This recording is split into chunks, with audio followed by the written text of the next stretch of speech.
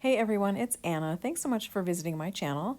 Last week, Tina Bean here on YouTube shared that she purchased this stamp. It's a limited edition stamp, which is the name of the company. Cute little snowman with some stars down his jacket there. Really nice red rubber stamp. And I asked her if she would make a card for me using her stamp and I would make a card for her using my stamp. So she agreed. So I'm working on that card tonight. I'm going to be using this Paper Studio paper from 2013. I just like the vintage papers. The green is really pretty. There's even some music paper in here. I just thought it would be a fun paper pad to pull out and use. I love this red polka dot, and it has some really nice prints in it. Of course, I'm drawn to the music paper too, so I think I'll have to pull that out and make some die-cut snowman or something.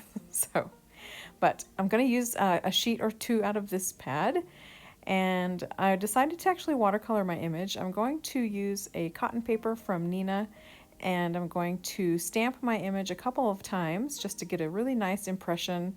And I'm going to use Impression Obsessions black ink. This is an ink that's not only good for Copic coloring or alcohol marker coloring, but also is waterproof, so you can use it for watercoloring. So I'm just going to use my Stamp-A-Majig so that I can get a couple of different impressions of this image and get a really clean, nice stamped impression. You'll notice that the stamp has kind of double lines around the outside edge. At first I thought I stamped it poorly and didn't get it lined up really well, but it's just the way the stamp is drawn. So there's my first impression. Not as dark as I would like, and I noticed that the coat corners and one of his sleeve corners didn't give a good impression either, so that's really one of the best reasons to use a stamp positioner like the Stamp-A-Majig when you're using wood mount stamps, because it's very difficult to line it up and get a second impression, but with a tool like this it's really easy. So I'm happy with that, and now I'm going to actually use some clean color Kuretake markers to color the image, but I actually use them kind of like a watercolor pigment. So I have this really large acrylic block set next to my paper, and what I do is I actually put some of the pigment from the pens down on the acrylic block, and then I pick it up from that palette with a damp watercolor brush.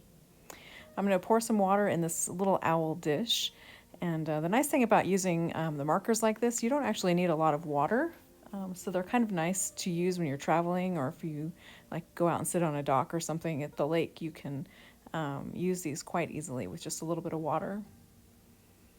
So all I'm doing is just picking up some of that pigment off the palette with that little paintbrush, adding a little bit of water here and there to kind of thin down that pigment, and just painting in the image. I use a couple of different colors of yellow. One of them is actually a light brown and the other one is a mustard yellow to color his coat. And then I'm also going to use some brown. I'm also going to use like an olive earthy green color for his scarf. And I'm going to use a light gray to give a little bit of definition to his face and his hands. So I'm going to go ahead and finish watercoloring the image. I've had the request to do slower videos that show the coloring process, so I've gone ahead and done that for you in this video. So this is a longer than usual video, but I hope you enjoy it, and thanks so much for watching. The rest of the video you'll see me finish painting this image and then assembling the card as well. So again, thank you so much for watching, and Tina, I can't wait to see your card. Thanks everyone!